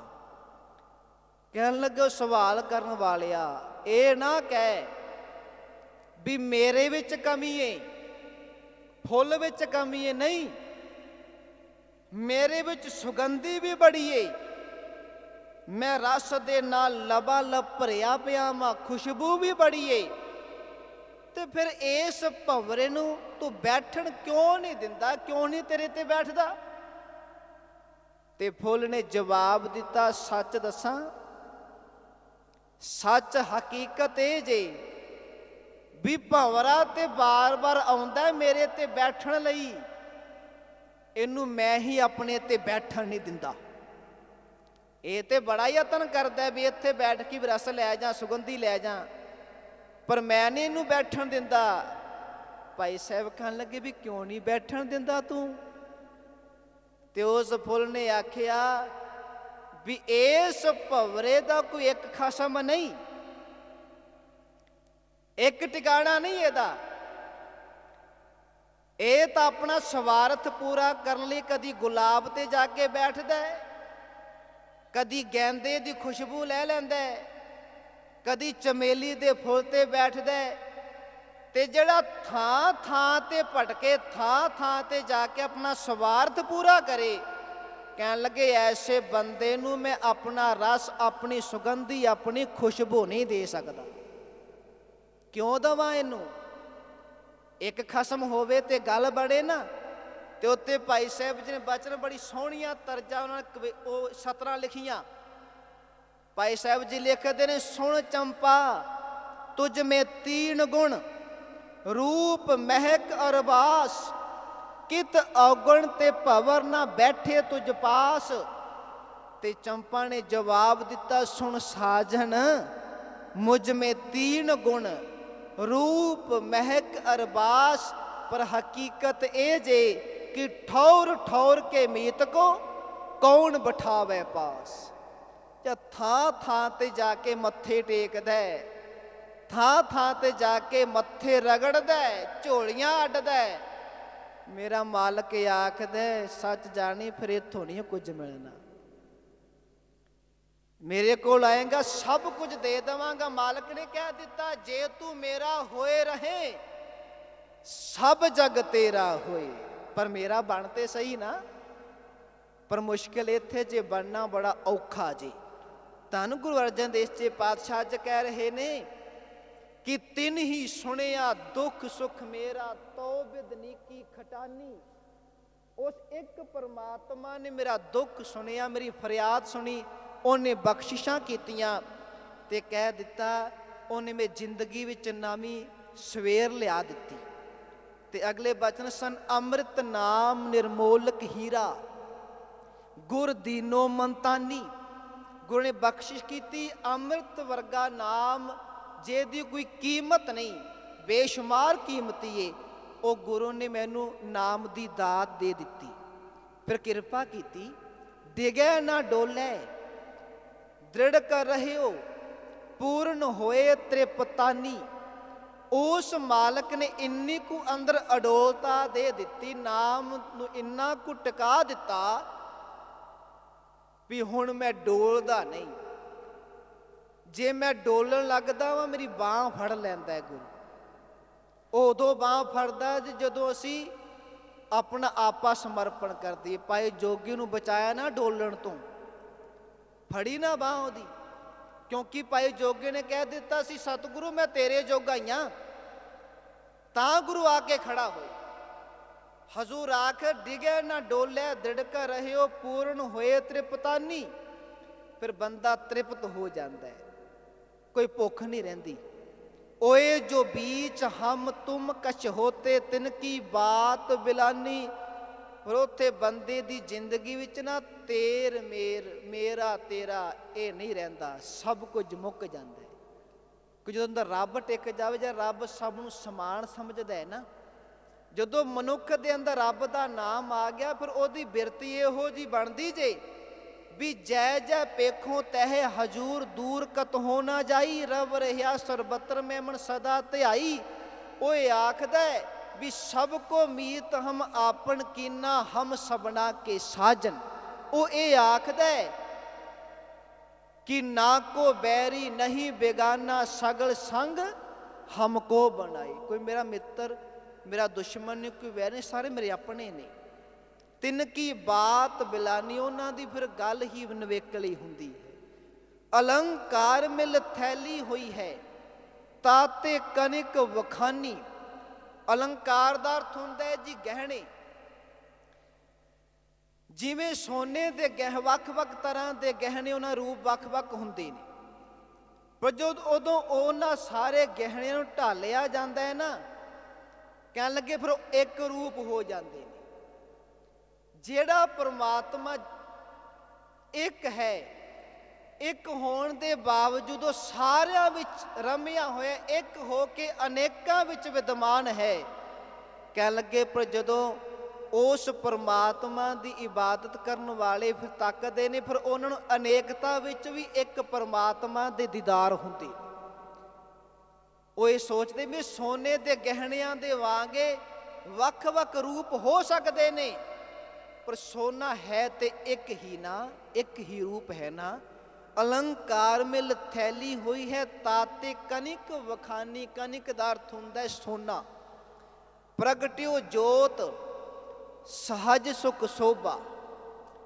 जदों फिर जगियासू दे अंदर रब दी जोत, जोत हर एक दे अंदर जी, ਪਰ ਉਹਨੂੰ ਪ੍ਰਗਟ ਕੋਈ ਵਿਰਲਾ ਕਰਦਾ ਹੈ। ਜੋਤ ਹੈ ਤੇ ਤਾਂ ਹੀ ਤੁਰੇ ਫਿਰਦੇ ਆ ਨਾ। ਕਹਿਣ ਲੱਗੇ ਜਦੋਂ ਅੰਦਰੋਂ ਰੱਬ ਉਹਨੂੰ ਪ੍ਰਗਟ ਹੁੰਦਾ, ਜੀ ਸਤਿਗੁਰ ਆਖਦੇ ਨੇ ਬੰਦੇ ਖੋਜ ਦਿਲ ਹਰ ਰੋਜ਼ ਨਾ ਫਿਰ ਪਰੇਸ਼ਾਨੀ ਮਾਹੀ। ਜਦੋਂ ਅੰਦਰੋਂ ਰੱਬ ਨੂੰ ਪ੍ਰਗਟ ਕਰਦੇ ਵੀ ਰੱਬ ਮੇਰੇ ਅੰਦਰ ਹੈ, ਕਹਿਣ ਲੱਗੇ ਫਿਰ ਰੱਬ ਉਹਨੂੰ ਸਹਿਜ ਅਵਸਥਾ ਵਿੱਚ ਪਹੁੰਚਾ ਦਿੰਦਾ ਸਤਿਗੁਰੂ। ਫਿਰ ਉਹਨੂੰ ਸੁੱਖ ਦਿੰਦਾ, ਆਤਮਿਕ ਸੁੱਖ, ਉਹਨੂੰ ਸ਼ੋਭਾ ਵੀ ਦਿੰਦਾ ਹੈ। ਉਹਦੇ ਅੰਦਰ ਵੀ ਸਮਾਧ ਨਾਦ ਦੀ ਅੰਦਰ ਲੈ ਤੁਰ ਪੈਂਦੀ ਹੈ। ਤੇ ਹਜ਼ੂਰ ਅਖੀਰ ਵਿੱਚ ਆਖਦੇ ਕਹੋ ਨਾਨਕ ਨੇਹ ਚੱਲ ਕਰ ਬਾਧਿਓ ਗੁਰ ਕੀਓ ਬੰਧਾਨੀ। ਇਹ ਸਤਿਗੁਰੂ ਜੀ ਕਿਰਪਾ ਕਰਿਆ ਜੇ, ਉਸ ਮਾਲਕ ਨੇ ਭਗਤਾਂ ਤੇ ਸੰਤ ਜਨਾਂ ਤੇ ਰਹਿਮਤ ਕੀਤੀ, ਬਖਸ਼ਿਸ਼ ਕੀਤੀ, ਉਹਨਾਂ ਨੂੰ ਉਸ ਨਿਹਚਲ ਘਰ ਵਿੱਚ ਟਿਕਾ ਦਿੱਤਾ, ਉਸ ਮਰਿਆਦਾ ਵਿੱਚ ਬੰਨ੍ਹ ਦਿੱਤਾ ਕਿ ਜਿਹੜਾ ਕਦੇ ਡੋਲਣ ਵਾਲਾ ਨਹੀਂ। ਉਹ ਅਵਸਥਾ ਵਿੱਚ ਟਿਕ ਗਏ ਤੇ ਸਤਿਗੁਰ ਨੇ ਰਹਿਮਤ ਕੀਤੀ। ਇਹ ਉਹਦੀ ਬਖਸ਼ਿਸ਼ ਦੇ ਨਾਲ ਹੋਇਆ। ਅੱਜ ਇਸ ਪਾਵਨ ਸ਼ਬਦ ਵਿੱਚ ਸਤਿਗੁਰਾਂ ਨੇ ਹੀ ਰਹਿਮਤਾਂ ਸਾਨੂੰ ਕੀਤੀਆਂ ਵੀ ਇੱਕ ਪਰਮਾਤਮਾ ਤੇ ਭਰੋਸਾ ਰੱਖ, ਬਾਕੀ ਸਾਰੇ ਯਤਨ ਬੇਕਾਰ ਹੋਣਗੇ। ਭਰੋਸਾ ਨਾ ਡੋਲਣ ਦਵੀਂ ਤੇ ਗੁਰੂ ਦੀਆਂ ਬਖਸ਼ਿਸ਼ਾਂ ਮਿਲਣ ਲੱਗੀਆਂ ਤੈਨੂੰ ਦੇਰ ਨਹੀਂ ਲੱਗੇਗੀ। ਤੇ ਇੱਕ ਮੈਂ ਛੋਟੀ ਜਿਹੀ ਬੇਨਤੀ ਕਹਿ ਕੇ ਸਮਾਪਤੀ ਕਰਦੇ ਹਾਂ, ਜੋ ਮੈਂ ਜ਼ਰੂਰੀ ਵੀ ਸਮਝਦਾ ਹਾਂ।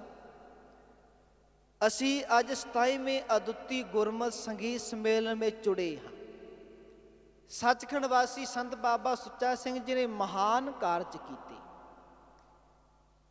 ਗੁਰੂ ਨਾਨਕ ਪਾਤਸ਼ਾਹ ਦੀ ਬਖਸ਼ਿਸ਼ ਦਾਤ ਇਸ ਗੁਰਮਤਿ ਸੰਗੀਤ ਨੂੰ ਰਾਗਾਂ ਵਿੱਚ ਕੀਰਤਨ ਕਰਨ ਨੂੰ ਮੁੱਢ ਤੋਂ ਸੁਰਜੀਤ ਕੀਤਾ ਮਹਾਂਪੁਰਖਾਂ ਨੇ।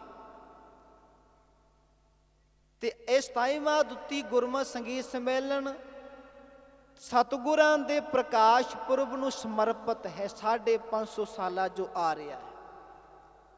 ਆਪ ਜੀ ਪਿੱਛੇ ਇੱਕ ਤਸਵੀਰ ਦੇਖ ਰਹੇ ਹੋ ਰਬਾਬ ਦੀ। ਇਹ ਰਬਾਬ ਸਿੱਖ ਧਰਮ ਦਾ ਪਹਿਲਾ ਸਾਜ਼ ਹੈ। ਜੇ ਰਬਾਬ ਦੇ ਅਰਥ ਕਰਾਂਗੇ ਰੱਬ ਪਲਸ ਆਬ, ਵਿਦਵਾਨਾਂ ਨੇ ਅਰਥ ਕੀਤੇ ਨੇ ਇਹਦੇ। ਧੰਨ ਗੁਰੂ ਨਾਨਕ ਸੱਚੇ ਪਾਤਸ਼ਾਹ ਨੇ ਭਾਈ ਮਰਦਾਨੇ ਜੀ ਦੇ ਹੱਥ ਵਿੱਚ ਰਬਾਬ ਪਕੜਾਈ ਤੇ ਦੁਨੀਆ ਦੇ ਕੋਨੇ-ਕੋਨੇ ਵਿੱਚ ਜਾ ਕੇ ਇਸ ਰਬਾਬ ਦੀ ਤਾਰ ਚੋਂ ਨਿਕਲਣ ਵਾਲੇ ਰਾਗ ਵਿੱਚ ਜਦੋਂ ਸ਼ਬਦ ਪਾ ਕੇ ਗਾਇਆ, ਕਮਾਲ ਕਰ ਦਿੱਤੀ ਮੇਰੇ ਬਾਬੇ ਨੇ। ਅੱਜ ਤੋਂ ਤਕਰੀਬਨ 1000 ਕੁ ਸਾਲ ਪਹਿਲਾਂ ਇੱਕ ਸ਼ਹਿਰ ਹੈ ਫਰਾਬ, ਉੱਥੇ ਇੱਕ ਵਿਦਵਾਨ ਹੋਇਆ ਜਿਹਦਾ ਨਾਮ ਸੀ ਅਬੂ ਨਾਸਿਰ। ਵਿਦਵਾਨਾਂ ਨੇ ਉਹਨੂੰ ਹਕੀਮ ਫਰਾਬੀ ਵੀ ਲਿਖਿਆ। ਉਹਦਾ ਜ਼ਿਕਰ ਕਹਿ ਕੇ ਮੈਂ ਸਮਾਪਤੀ ਕਰਦਾ ਵੀ ਮੇਰੇ ਬਾਬੇ ਨਾਨਕ ਦੀ ਰਬਾਬ ਵਿੱਚ ਕੈਸੀ ਤਸੀਰ ਸੀ। ਉਹ ਹਕੀਮ ਫਰਾਬੀ ਬੜਾ ਗੁਣੀ ਸੀ, ਵਜੰਤਰੀ ਵੀ ਸੀ, ਸਾਜ਼ ਵਜਾਉਂਦਾ ਸੀ, ਹਕੀਮ ਵੀ ਸੀ, ਬੜੇ ਉਸ ਵਿੱਚ ਗੁਣ ਸਨ। ਤੇ ਉਸ ਫਰਾਬ ਸ਼ਹਿਰ ਦਾ ਇੱਕ ਅਮੀਰ ਸੀ, ਉਹਨੇ ਸੁਣਿਆ ਸੀ ਵੀ ਇਹ ਬੜਾ ਸੋਹਣਾ ਸਾਜ਼ ਵਜਾਉਂਦਾ ਹੈ। ਉਹਨੇ ਉਹਨੂੰ ਇੱਕ ਦਿਨ ਬੁਲਾਇਆ ਵੀ ਤੂੰ ਮੇਰੀ ਮਹਿਫਲ ਵਿੱਚ ਆ ਕੇ ਨਾ ਸਾਜ਼ ਵਜਾਏ, ਮੇਰੇ ਦੋਸਤ ਮਿੱਤਰਾਂ ਨੇ ਆਉਣਾ ਹੈ। ਉਹਨੇ ਮਨਾ ਕਰ ਦਿੱਤਾ ਕਿਉਂਕਿ ਆਪਣੀ ਮੌਜ ਵਿੱਚ ਵਜਾਉਂਦਾ ਸੀ, ਮਸਤਾਨਾ ਬੰਦਾ ਸੀ। ਫਟੇ ਪੁਰਾਣੇ ਉਹਦੇ ਕੱਪੜੇ ਹੁੰਦੇ ਸਨ, ਪਰ ਹੈ ਰੱਬ ਰੰਗੀ ਰੂਹ ਉਹ। ਇੱਕ ਦਿਨ ਉਹਦੀ ਮਹਿਫਲ ਲੱਗੀ ਹੈ ਅਮੀਰ ਦੀ, ਤੇ ਫਿਰ ਇਹ ਫਰਾਬੀ ਅਬੂ ਨਾਸਰ ਆਪਣੇ ਆਪ ਉਹਦੀ ਮਹਿਫਲ ਵਿੱਚ ਚਲਾ ਗਿਆ। ਜਦੋਂ ਮਹਿਫਲ ਵਿੱਚ ਚਲਾ ਗਿਆ, ਸਾਰੇ ਬੈਠੇ ਨੇ ਅਮੀਰ ਲੋਕ ਤੇ ਸਾਧ ਸੰਗਤ ਜੀ ਲੋਕ। ਜਦੋਂ ਉਹਦੇ ਅਮੀਰ ਮਿੱਤਰਾਂ ਨੇ ਵੇਖਿਆ ਵੀ ਮੰਗਤਾ ਜਿਹਾ, ਗਰੀਬ ਜਿਹਾ, ਫਟੇ ਪੁਰਾਣੇ ਕੱਪੜੇ, ਬੜੀ ਮਾੜੀ ਹਾਲਤ ਏ, ਇਹ ਮਹਿਫਲ ਵਿੱਚ ਆ ਗਿਆ ਸਾਡੀ। ਉਹਨਾਂ ਨੇ ਦਰਬਾਨਾਂ ਨੂੰ ਆਖਿਆ, ਕਹਿਣ ਲੱਗੇ ਤੁਸੀਂ ਇਹਨੂੰ ਅੰਦਰ ਕਿਉਂ ਆਉਣ ਦਿੱਤਾ, ਇਹ ਅੰਦਰ ਕਿਉਂ ਆ ਗਿਆ। ਉਹਦੀ ਬੜੀ ਬੇਇੱਜ਼ਤੀ ਕੀਤੀ, ਬੜੇ ਅਪਸ਼ਬਦ ਬੋਲੇ ਉਸ ਆਲਮ ਨੂੰ, ਹਕੀਮ ਫਰਾਬੀ ਨੂੰ। ਤੇ ਸਾਧ ਸੰਗਤ ਜੀ ਲੋਕਾਂ ਨੇ ਉਹਦਾ ਮਜ਼ਾਕ ਉਡਾਇਆ, ਸਾਰੇ ਅਮੀਰਾਂ ਨੇ। ਉਹ ਤੇ ਵੱਖ-ਵੱਖ ਉਹਨੂੰ ਗੱਲਾਂ ਆਖੀਆਂ। ਤੇ ਜਦੋਂ ਤੁਰਨ ਲੱਗਾ ਨਾ, ਉਹਨੇ ਤੁਰਨ ਤੋਂ ਪਹਿਲਾਂ ਗਮ ਕੀਤਾ। ਉਹਨੇ ਨਾ ਉਹਦੇ ਕੋਲ ਇੱਕ ਝੋਲਾ ਸੀ, ਉਹਨੇ ਝੋਲੇ 'ਚ ਇੱਕ ਸਾਜ਼ ਕੱਢਿਆ। ਸਾਜ਼ ਕੱਢ ਕੇ ਨਾ ਜਦੋਂ ਵਜਾਇਆ ਨਾ, ਜਦੋਂ ਸਾਜ਼ ਵਜਾਉਂਦਾ ਕੀ ਹੁੰਦਾ ਹੈ, ਸਾਜ਼ ਦੀ ਐਸੀ ਤਸੀਰ ਸੀ ਨਿਕਲਣ ਵਾਲੇ ਰਾਗ 'ਚੋਂ, ਜਿੰਨੇ ਲੋਕ ਮਹਿਫਲ ਵਿੱਚ ਬੈਠੇ ਸਨ ਕਹਿਣ ਲੱਗੇ ਸਾਰੇ ਹੱਸਣ ਲੱਗ ਪਏ। ਜੋ ਸਾਰੇ ਹੱਸਣ ਲੱਗ ਪਏ, ਉਸੇ ਫਿਰ ਉਸ ਅਬੂ ਨਾਸਰ ਨੇ ਉਸ ਸਾਜ਼ ਦਾ ਪਰਦਾ ਬਦਲਿਆ। ਜਦੋਂ ਪਰਦਾ ਬਦਲ ਕੇ ਵਜਾਇਆ, ਜਿੰਨੇ ਹੱਸਦੇ ਪਏ ਸਨ ਕਹਿਣ ਲੱਗੇ ਸਾਰੇ ਰੋਣ ਲੱਗ ਪਏ। ਤੀਸਰੀ ਵਾਰ ਉਹਨੇ ਪਰਦਾ ਬਦਲਿਆ। ਜੋ ਤੀਸਰੀ ਵਾਰ ਪਰਦਾ ਬਦਲ ਕੇ ਵਜਾਇਆ, ਜਿਹੜੇ ਪਹਿਲਾਂ ਹੱਸਦੇ ਸਨ ਫਿਰ ਰੋਂਦੇ ਸਨ ਕਹਿਣ ਲੱਗੇ ਸਾਰੇ ਬੇਹੋਸ਼ ਹੋ ਗਏ। ਸਾਰੇ ਕਹਿਣ ਲੱਗੇ ਗੂੜੀ ਨੀਂਦ ਵਿੱਚ ਸੌ ਗਏ। ਜੋ ਸਾਰੇ ਸੌ ਗਏ ਨਾ, ਉਸ ਹਕੀਮ ਫਰਾਬੀ ਨੇ ਜਾਣ ਲੱਗਿਆ ਇੱਕ ਸਾਜ਼ ਤੇ ਕੁਝ ਸਤਰਾਂ ਲਿਖੀਆਂ ਸਨ। ਐ ਅਮੀਰ, ਤੂੰ ਹਕੀਮ ਫਰਾਬੀ ਨੂੰ ਬੁਲਾਇਆ, ਉਹ ਨਹੀਂ ਆਇਆ। ਜਦੋਂ ਉਹ ਆਇਆ ਤੂੰ ਉਹਦਾ ਮਜ਼ਾਕ ਉਡਾਇਆ। ਤੇ ਲਿਖਦਾ ਅੱਗੇ, ਹੁਣ ਹਕੀਮ ਫਰਾਬੀ तुम्हें हंसा कर, रुला कर और सुला कर जा रहा है। ये लिखियो नहीं शब्द चला गया। फिर उत्थे भाई बलबीर सिंह जी ने अपनी किताब लंबी नदर विच एक शब्द लिखे, कहने लगे अज तो 1000 साल पहला हकीम फराबी दी रबाब विचों निकलण वाली टुणकार ने, निकलण वाले राग ने लोकां नूं हसाया, लोकां नूं रवाया, लोकां नूं सुला के चला गया। कहण लगे पर धन गुरु नानक सच्चे पातशाह दी रबाब जदों वजी, मेरे बाबे दी रबाब ने जेड़े लोग पता नहीं कई जन्मां तो माया दी गूढ़ी नींद विच सुते सन, मेरे बाबे नानक दी रबाब ने उन्हां सुत्तियां नूं जगा के रख दिता। ये तसीर सी मेरे बाबे नानक दी रबाब विच। उस रबाब दे निकलण वाले राग विच गाए गए शब्द विच ते साध संगत जी हजूर ने फिर रहमत कीती, सानू ये दात दिती ते उसे दात नूं संभालिया सचखंड वासी संत बाबा सुच्चा सिंह जी ने। आप जी सारे बहुत सहयोग करते हो ते इसे तरह आप जी सहयोग करना है। असी बाबे नानक दियां रहमतां बख्शिशां लैणियां ने। एक मैं छोटी जी बेनती कह के समाप्ति कर दिया। साध संगत, गुरु नानक सच्चे पातशाह दा जिन्ने भी एक बचन सुन लिया ना तर गया। बाबा गुरु अंगद देव पातशाह जी ने भाई जोध जी कोलों आसा जी दी वार दी एक पौड़ी सुनी सी, बस उस एक पौड़ी ने भाई लैणा नूं गुरु अंगद बना दिता। बाबा अमरदास जी ने अपनी नौ कोलों बीबी अमरों कोलों सतगुरां दा मारू राग विच उचारण किया हुआ शब्द सुनिया। उसे शब्द ने बाबा अमरदास की जिंदगी तब्दील करके 62 साल के बजुर्ग नूं गुरु नानक पातशाह के तखत का मालक बना दिता। ते जे बाबे नानक का एक शब्द जिंदगियां तब्दील कर सकता है तो असी बाबे नानक के प्रकाश पुरब नूं मनाउणा 550 सालां नूं। ते सानूं सोचना पएगा भी असी किन्ने कु बचन कमाए ने बाबे नानक दे। एक ही कमा लीए ओची पार उतारा हो जाना है, पर कमाउणा पवेगा। इकल्ला सुनना नहीं जां मेरे वांग कहना नहीं, प्रैक्टिकल करना पएगा, कमाई करनी पएगी, हंडाउणा पएगा, तां जिंदगी विच तब्दीली आ सकती है। सतगुरु जी किरपा करन। आप जी सारे इत्थे प्यार नाल जुड़े हो, सारियां दा बहुत बहुत धन्नवाद है। ते अज दे सारा दिन समागम चलने ने, आप ने इसे तरह हाजरियां वध तो वध भरनियां ने।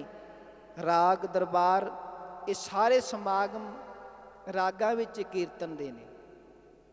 ढाडी दरबार भी होवेगा, 11 ਤੋਂ 1 ਵਜੇ ਬਾਬਾ ਜੀ ਸਿਮਰਨ ਵੀ ਕਰਾਉਣਾ ਹੈ।